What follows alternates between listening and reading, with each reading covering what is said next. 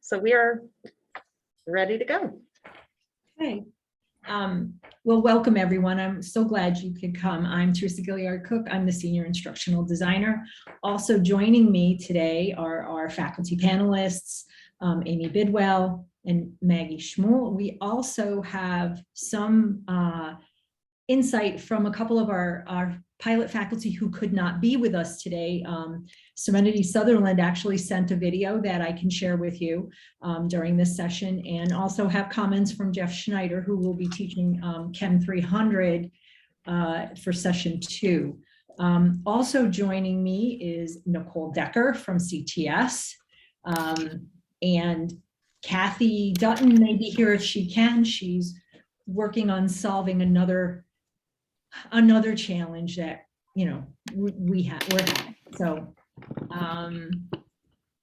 So where we stand with the project right now, and Nicole, feel free to jump in to make sure I've got it all, because everything's coming at us fast and furious right now.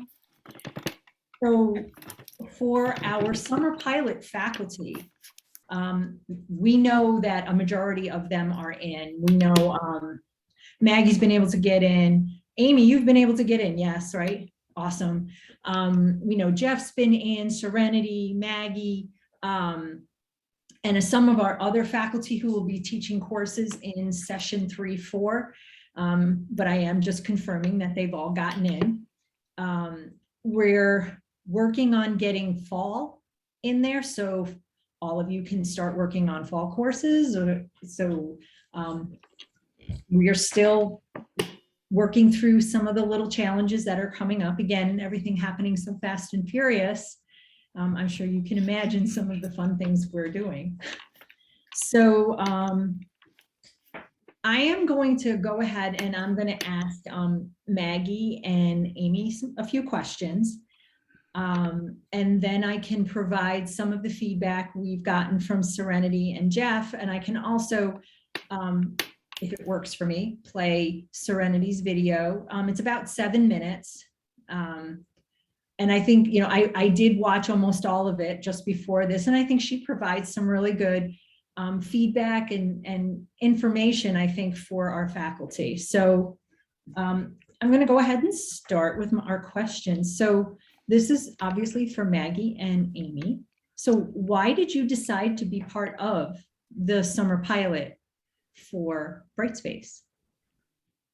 All right, I'll start. One of the things that I was really motivated to start working on my courses in Brightspace was to I find Blackboard to be kind of a sad interface. It has a lot of strengths, and it certainly has a lot of weaknesses. And I was really excited to create kind of the course that I've always dreamed about. That sounds really corny, but I've worked in different in small ways in different learning management systems. And it was just always so, I was always very jealous of other learning management systems. And I was really excited to get into Brightspace and to create a engaging online course like I've seen in other learning platforms that, I was really excited to and really interested in creating that space for my students. And also with my work with CELT, I was hopeful that getting this experience would help me answer questions and, help faculty, with using some of the tools in Brightspace. So getting that experience was also important to me professionally, but also to, really craft a seamless course that had, just this engaging aspect about it that I think Blackboard tends to lack. So that was my experience and my motivation. You put it lightly when you said it lacked a few things. So my motivation is kind of twofold. One, I am creating or refreshing a course. So this was a perfect time to do it. Why refresh it in Blackboard when it was going to go to Brightspace at some point? So I didn't even do a course copy. I'm literally starting from the bare bones and creating it upwards. The other part is I've actually used Brightspace for about 13 years. I teach at a nutrition course for a grad school elsewhere. So I've been using it since I was in grad school. And every day when I fight with Blackboard, I always say, why do we not have D2L? So I absolutely love it. It is so much easier, but this was a perfect opportunity for me because I'm just creating this new course, or it's not a new course, I'm refreshing it. So I'm just starting from the bare bones, and just in 10 minutes, I probably got half my class up. Maybe not, okay, not really, but 10 times faster than I would have in Blackboard, for sure. Yeah, and I think I just want to kind of circle back to that motivation. It makes a class that I was like, okay, it's a good class in Blackboard, and now I'm like, oh, I have this opportunity to make it really great and to think about incorporating all of the things. There's something just kind of exciting about it. At least for me, I know for some people it's a very frightening experience, right, to be switching an LMS, but for me, I find it kind of exciting, and I feel like, oh yeah, I'm actually enjoying sitting down and working on this in a way that I was a little bit stressed and unmotivated when I was in Blackboard. So that motivation point I think is important for. Thank you. Yeah. So a lot of what I'm hearing you both say really have to do with that whole aspect of course design and course layout. And thinking about how Brightspace provides opportunities for you both to really reconceptualize your online courses from one learning management system to one that seems to be, and again, you can correct me if I'm wrong, seems to be more intuitive and allows you, again, I love the fact, Maggie, that you felt that this opportunity allowed you, for as corny as it may sound, to create the course of your dreams. I appreciate that, and I know Nicole and Kathy do too, because this has been a difficult transition in some ways, but yet knowing that at least from your perspective, this has been a positive for you, it does help us feel like, okay, this is going well then. So thank you for that. For both of you, what type of training did you take to become familiar with Brightspace? And I know, Amy, you are well-versed in Brightspace, but I am aware that you did sit through a lot of the training opportunities that were provided. Yes, it's interesting because I am well-versed, but looking at the Oswego one versus the one I've had, there are little intricacies that were slightly different, but not only that, because I've been using the other one for so long, I haven't tried anything new in forever. And so this has actually given me an opportunity to take some of the courses that are being offered and really try new things. And I just feel like I just kind of want to piggyback on the motivation with that also. And I think, although I'm sure it's extremely difficult for Teresa and Kathy and Nicole and everybody on the back end of it, from a faculty perspective, I really think it's important to look at this, as Maggie said, as a new beginning, and not like this is something we have to do, this is going to be terrible. But I just think it's a great opportunity to explore the trainings that are out there and become more creative to create this course, because I really do think that Brightspace allows a little bit more creativity. So the trainings I have found have been helpful. I have actually looked at a lot of the recordings to just skim right to what I need, because I am more well-versed, but I have discovered a whole lot more than I even knew existed. Absolutely. So some of the training that I've engaged in, I've engaged in the synchronous trainings that SUNY's D2L trainings have been provided to us. So those webinars, if anyone is not familiar, are open to all SUNY campuses.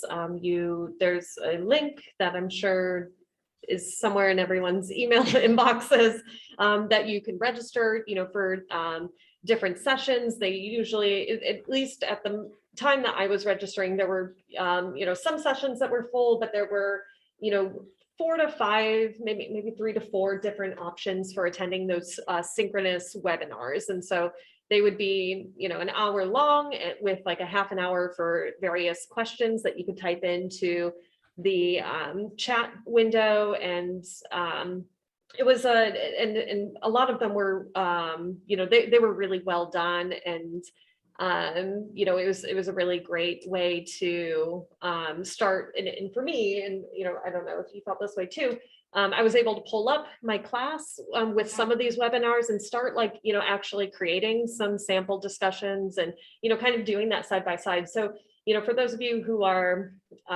you can certainly watch those seminars. They're recorded, and you just register for them, and the recordings are there available to you. I find it really helpful to then pull up my course and side by side kind of start going through some of those actions alongside the presenter. And so I've been engaged in that. Beyond that, there is an asynchronous module that when your Brightspace account is created, I believe it's the case that everyone has access to these asynchronous modules to go through at your own pace. So there were and are synchronous opportunities to engage in trainings, but also this asynchronous opportunity as well. Also, Brightspace D2L has a huge repository of resources available on their website, and they're really good. I find that with a lot of things I would just Google and search on Blackboard, of how to do something in Blackboard. I'd always have to rely on universities that had created their own materials to do this, but Brightspace D2L, they have a lot of really good videos and really good resources for answering basically any question that you might have. And so as far as training, that's where I am at. There's still some sessions that I was unable to attend, so I have to go back and look at those recordings, but they've been really, really helpful, really good resources so far. No, thank you for that. And the other thing I was going to put out there was because, again, we know that there are wonderful resources through Brightspace, especially on their YouTube channel. We do point to some of those materials on the DLE website. And actually today, this document was just posted for access. So I put it in the chat.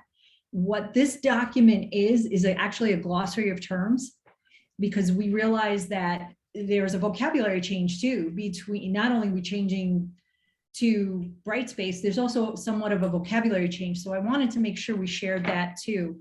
But yes, Maggie, you're right. As far as the asynchronous trainings, as soon as everybody can get in, those modules are available already in there. It's just getting everybody else in there and getting all of those other pieces set.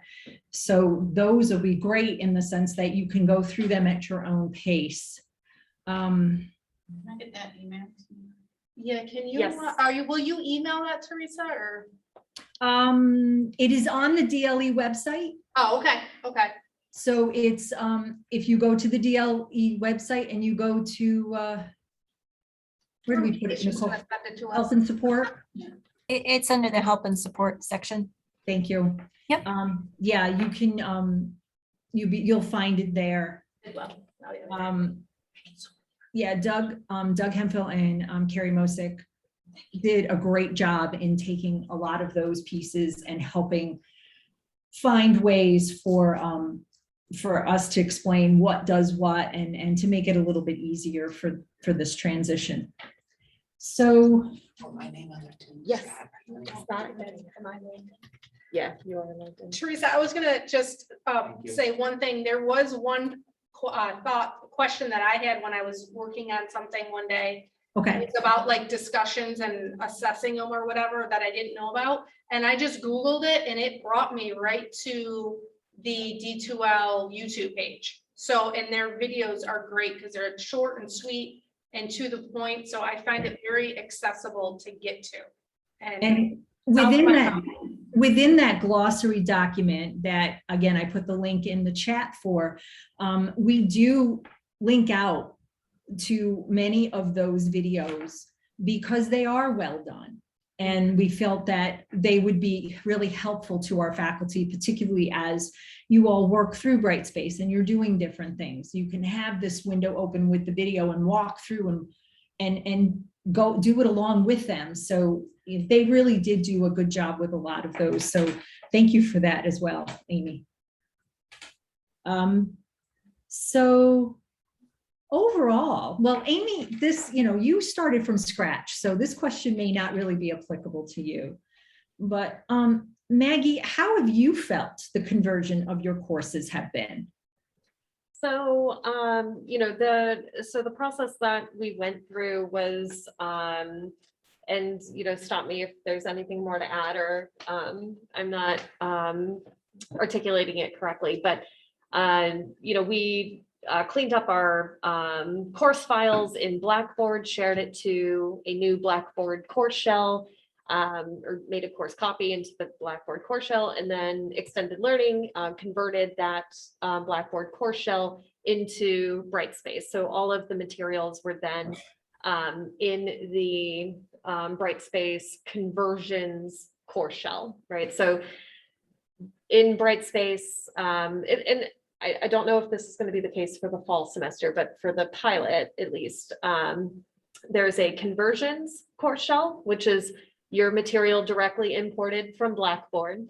And then there's your course shell for the summer class, right? And that is empty, right? So the idea is that you can kind of start working on your course in the conversion shell, making any changes and edits that you want, and then you can course copy that to what will become the live active course in Brightspace. So what I found is that, all of the materials, showed up, at least all the materials that I had in my class were, came over very well. But the one thing that, I found, and it could just be my particular style, is that I also did just sort of start from the ground up. And so I have my conversions like course shell there. Things didn't come over in the same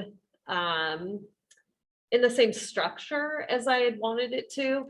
And I really just, again, I was kind of inspired when I got into Brightspace. So I started, copy and pasting, my material, making edits along the way, kind of updating my course material and creating that new structure in the Brightspace course shell. So, it's probably to another person who might have the experience of using that conversion course shell, in its kind of pure form.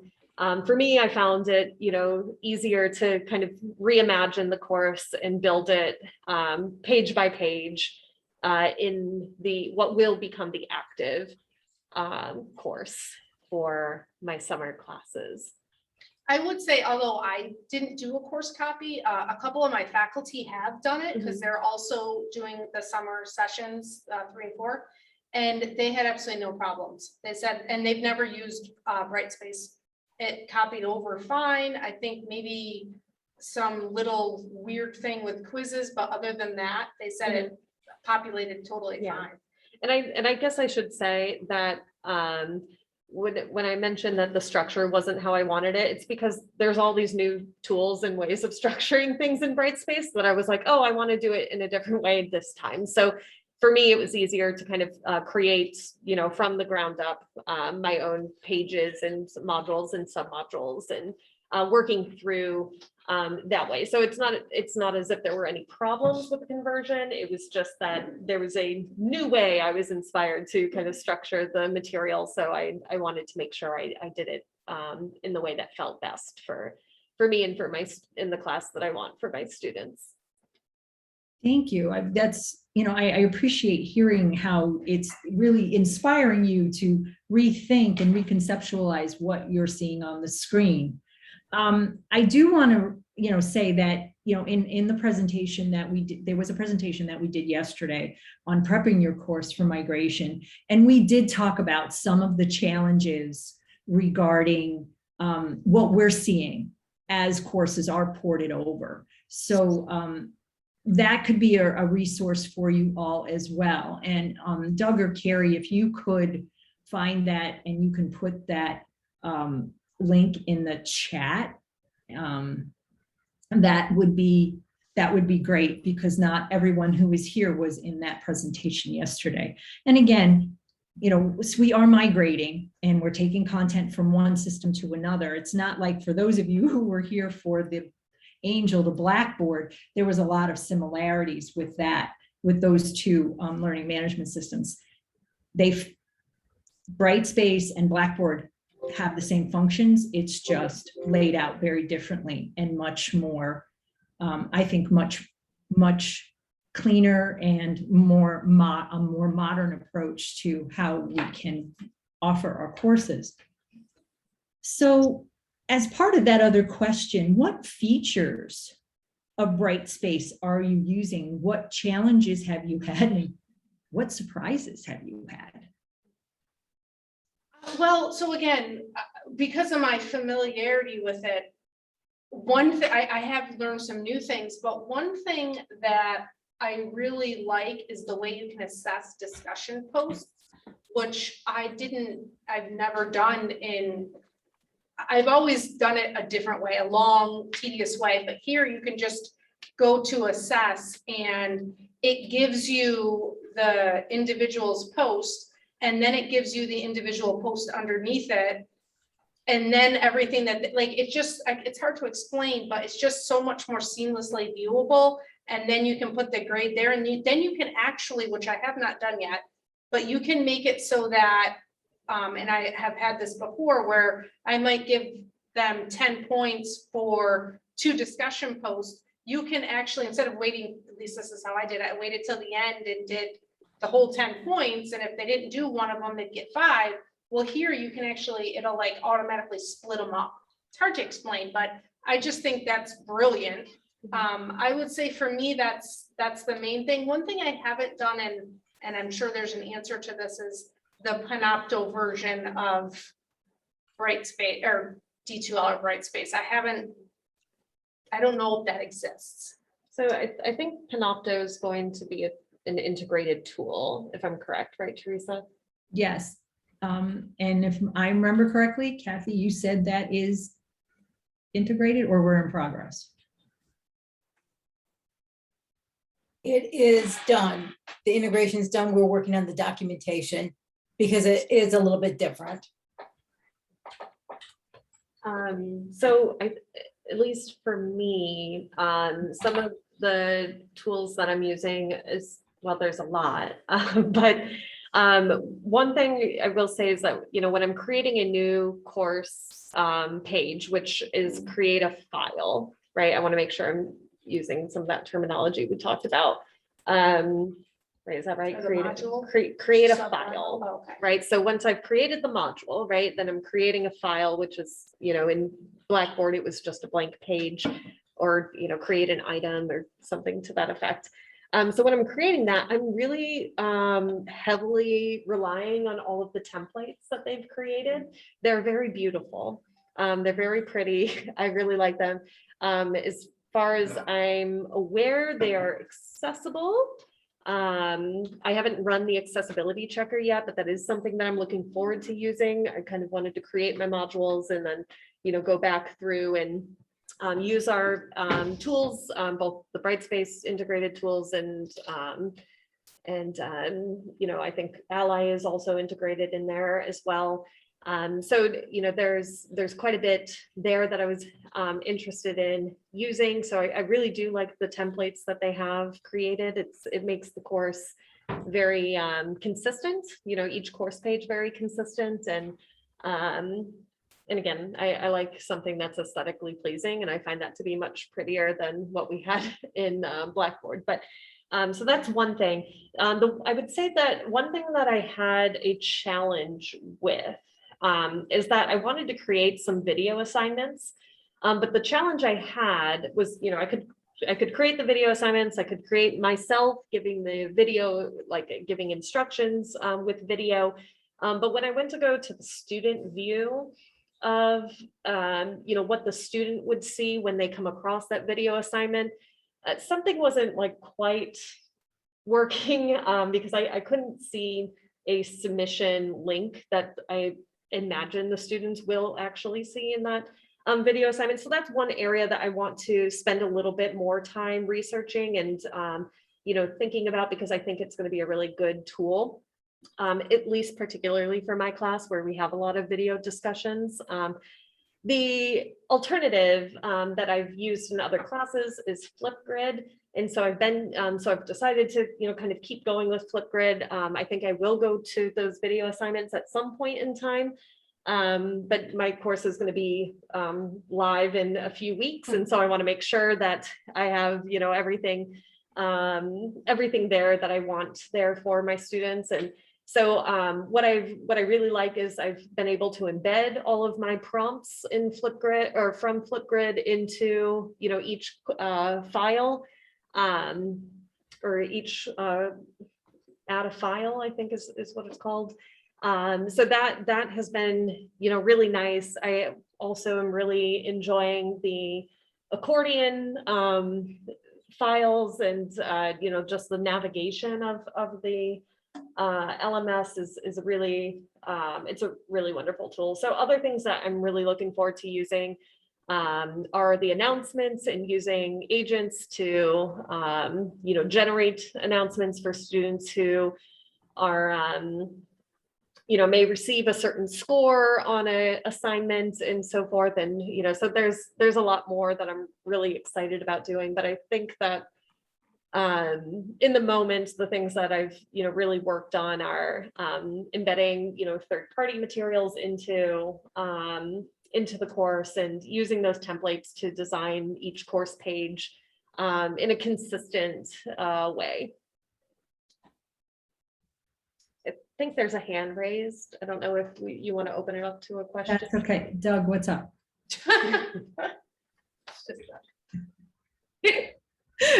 Well, sometimes I just figured he had something to add, so. That was awesome. I expect to.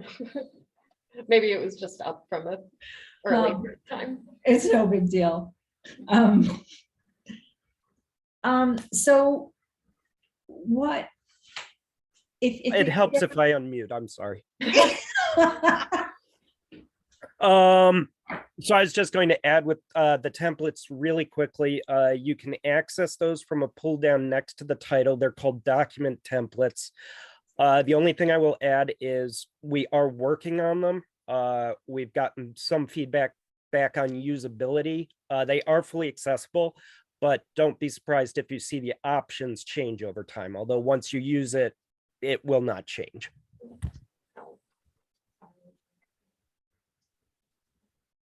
Okay, so if I am willing, if you all would like, I was going to play Serenity's feedback. I think she has some interesting things in there, and she actually does talk about what they're calling the HTML templates, or the document templates that Maggie was mentioning, and that Doug mentioned as well. So let's see what happens. So I'm gonna do a screen share. Bear with me a minute, because I have it up somewhere, and all right, I'm gonna stop for a second, because I had it up and then I went into other screens, and then you know how that goes. You can't find anything. And I'm one of those people that have a bazillion windows open because bouncing around through different things, so. Teresa, I chatted a link to you, I think. You are the best. There we go. Because I had it open, but you know how that goes. Come on, come on. So I'm gonna. Yeah, let's see what happens. I'm gonna try the screen share again.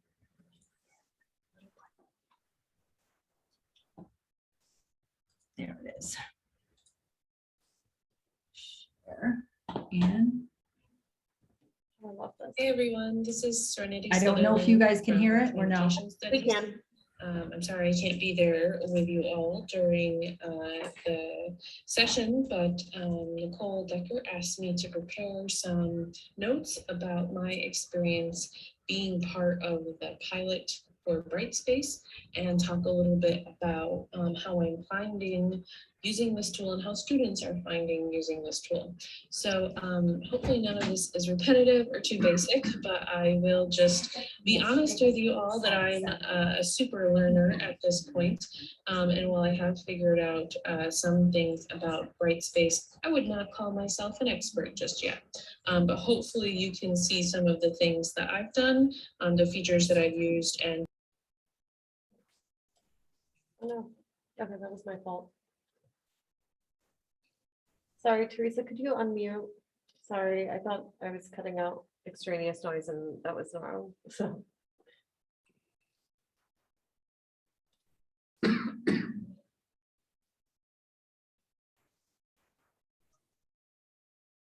Teresa, could you unmute?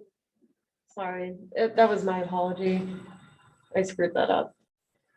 She's working on it. Okay. it's like Yeah, your mic's muted too, Teresa. it's like technology within technology. Oh, that was my fault. I thought. You may have to stop the video and press escape. Okay, To get Right. okay, My mic is no longer muted. okay, perfect. Sorry, that was my fault. That's okay. So where do you want me to start from or just, Maybe just 20 seconds or so before. okay, I can do that. All Yeah. right, Perfect. all right, and then I will go ahead and start it again.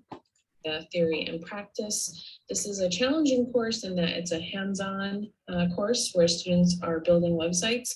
And so students from a range of comfort levels with technology come to this course. And I try to teach them how to use tools like WordPress, other content creation and storytelling tools. So it's a little ironic, I think, that I'm trying to be as comfortable as I can with the students who are coming at this technology, maybe not knowing a ton about technology or feeling tech savvy. And here I think we are all maybe experiencing the same thing with Brightspace. So it's a meta example of how to use technology.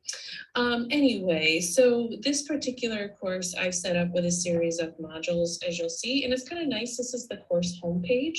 All the modules are listed here, and students can easily access them right on the homepage. Also, same thing with announcements. They're all right here and very easy to send. So it's kind of nice that you have these features just right on the homepage.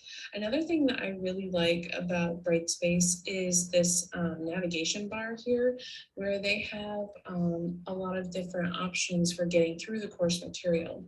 And I find myself often going to this course activities tab because it has all the features of my class that I've set up that I'll want to access really quickly, especially the discussions. This gets me to my discussions really quickly.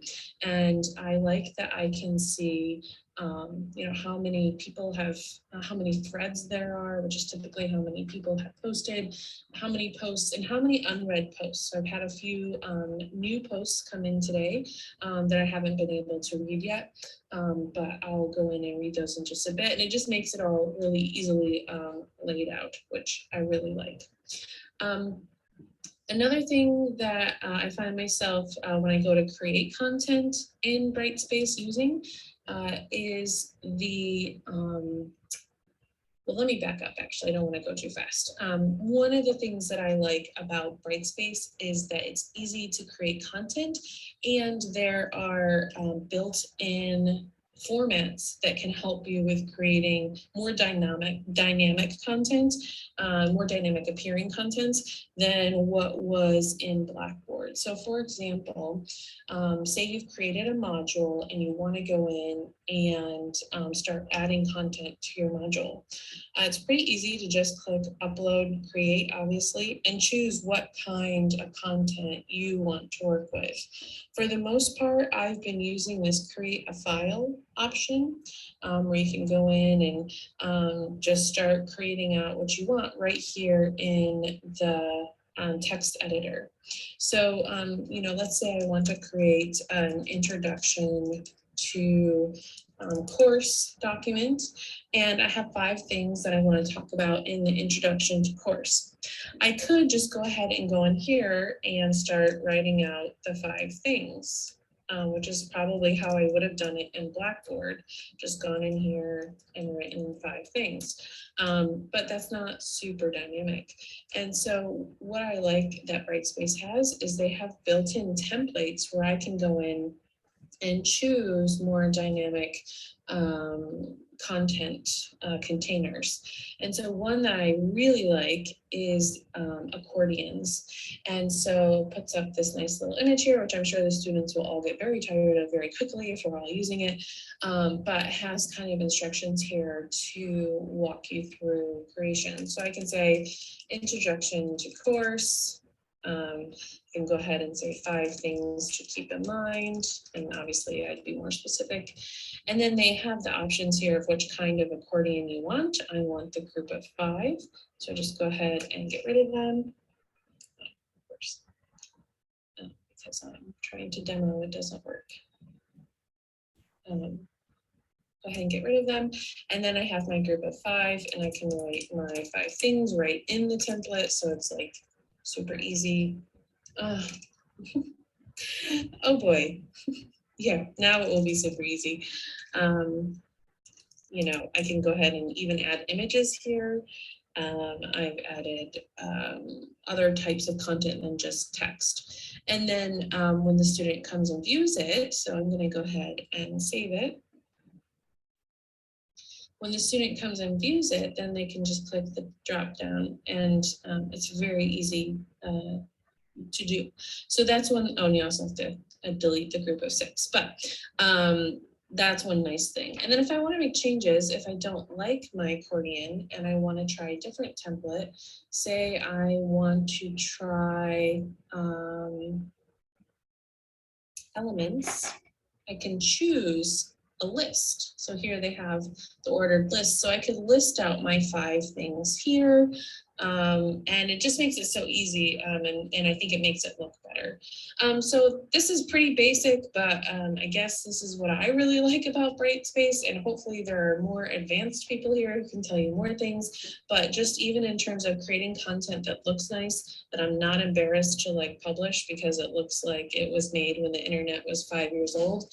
It was really nice. This looks like a very developed, very robust content that's visually pleasing, and that makes teaching classes about how to make a website so much better, because the instructional background isn't kept in the dark ages of the internet, but actually looks like the kind of content that I hope my students will actually produce in this course. Anyway, I hope you enjoy the rest of the session, and thanks for paying attention.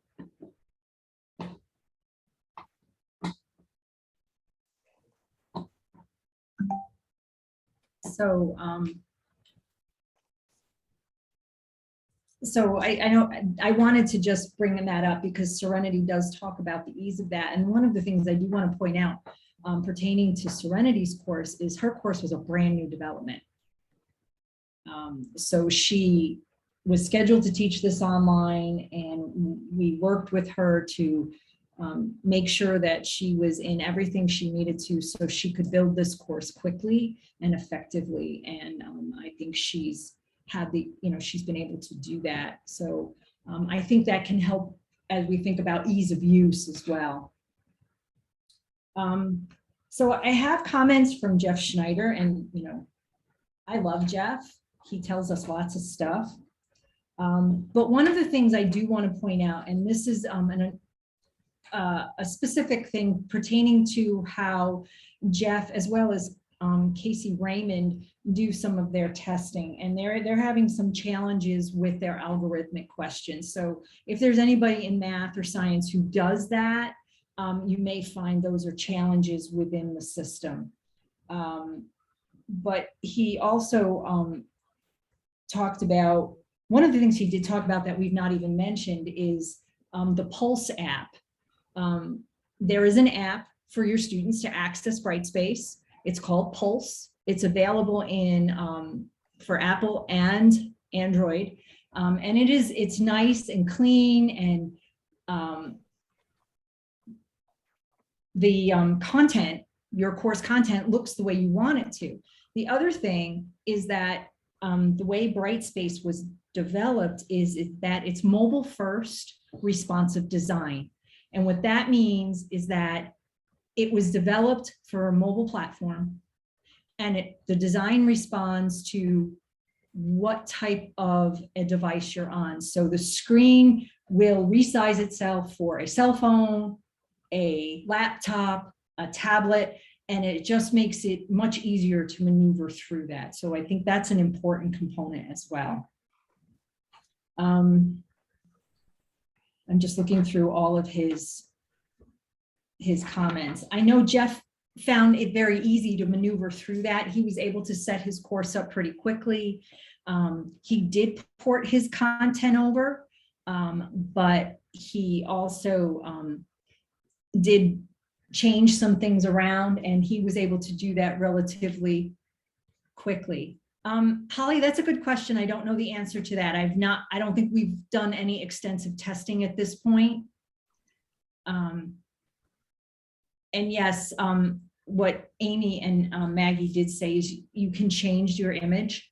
You can remove those images out of those templates and put something else in there if you prefer. There are specific guidelines on the size.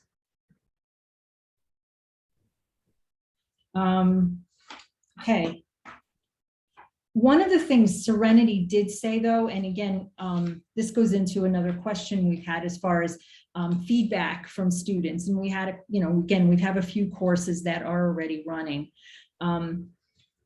But Serenity received 2 comments, and one was a student who really loves Canvas. And for those of you that don't know, Canvas is another learning management system.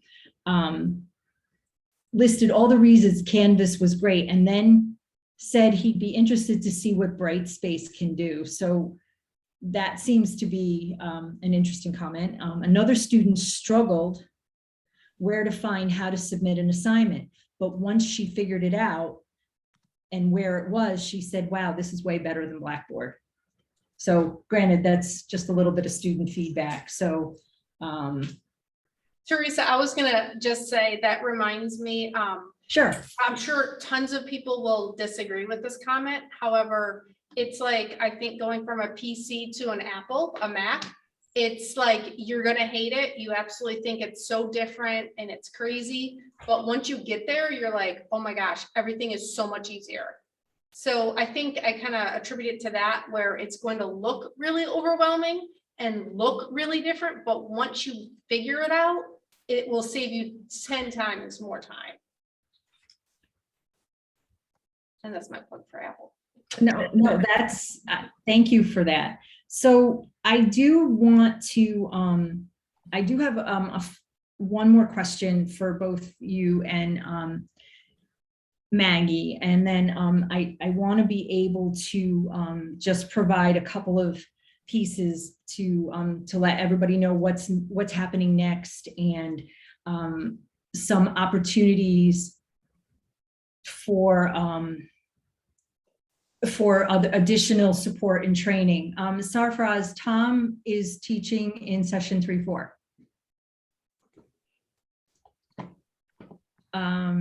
So my last question to you is, as faculty start thinking about migrating their courses, what is some advice you would give them? And I think one of the things was what you already said, Amy. I think that's an important thing that you should know. as far as it's going to look different and you may hate it at first, but once you get the hang of it and get moving through it, you may find it works much easier for what you're trying to accomplish. Yeah, so I think, you know, one thing I would suggest people to do, you know, because it sounds like we're in the process of getting the course shells available to everyone for the fall semester, but if you haven't, you know, dove into the sandbox just to play around and, you know, get familiar with what a course would look like in there, I think it kind of, it shows you what, you know, what possibilities and potential there is for your courses. And the other thing I would, you know, keep in mind, because it will feel very overwhelming for, you know, for instructors who are, you know, concerned about, you know, this migration, you know, to really rely on your colleagues and resources that are available to you, whether it's the trainings. I know we have some workshops ahead that are going to be focused on Brightspace, and I know there will be many workshops throughout the summer to do that. And so, you know, if it works into your schedule to, you know, attend those, I think a lot of people's minds will be eased, is, you know, once you get into that training, because things are quite intuitive. You know, when you first go into that course shell, it may not feel like it, but there are a lot of really good resources and, you know, ways to make this transition much more manageable than it might feel. So I think, yeah, kind of relying on those opportunities to work with your colleagues, I think will be key for easing some of the concerns that people have and some of the fears that people have. Just like a real quick example, just now I took a video from Panopto. It's an intro video of myself for my new course and embedded it into my new course shell. And it's like a one-step process. Whereas with Blackboard, it was like 6 steps. Yeah, you have And then you had to double check Panopto it, and then it was wrong, so you had to go back 10 more steps. So this was literally 1 step, pop the embed code in, and then they require you to preview it, which is excellent, Mhm. and it pops right up. So Yeah. it was literally like a 10-second process. Yeah, so even if it feels overwhelming, there's a lot of resources, I think, that will really help everyone, you know, feel much more confident and prepared for this migration. So Amy and Maggie, thank you so much for your time and going through some of the things you have found as you work through your courses as part of the pilot faculty. I do want to just provide a couple of updates. Right now, the transition team we're finishing up trying to make sure we have all of our integrations with Banner set up properly so everybody can get in. The goal is that everybody should be able to get in, hopefully in the next few days into maybe early next week. And have their fall course shells available to them so they can at least start looking around, making sure they can log in, and many of those types of things. The other thing that you should be aware of, again, is our DLE website, which is oswego.edu/DLE. And on there, you will find all of the opportunities for the training through CPD, the additional spring breakout sessions that will be available. And we have just announced our office hours that we are going to be running all summer. We will be running office hours Monday through Thursday, starting June 7th. Those dates and times have been posted on the DLE website, but there will be sessions, like I said, 2 sessions a day, Monday through Thursday through the end of July. And then, right, yes, Maggie, there will be additional CELT workshops for Brightspace, June 6th through 8. There is also, we're working with the library and Liz Schmidt to have a series of casual workshops, for lack of a better term, to where faculty can work together in small groups, and there will be a member of the support team there to help. So it allows you to work with your colleagues. And again, one of the things Maggie was talking about was, having those supports in place can really help you maybe not feel so quite overwhelmed about this transition. But the office hours, we have a variety of times for them. And it's going to be a busy summer for everyone. So with that, I want to be mindful of the time. If you have additional questions or concerns regarding the migration, please feel free to reach out to the DLE support team through help@oswego.edu. There will be, if you have a question or you're having a problem with getting into Brightspace or what have you, the ticket will be directed to a member of the DLE support team, and we will get back to you as quickly as we can. So with that said, thank you all so much. Thank you so much to Maggie and Amy for being part of our panel, and as well as Serenity and Jeff for all of their comments. So thank you. Thank you. Thank you.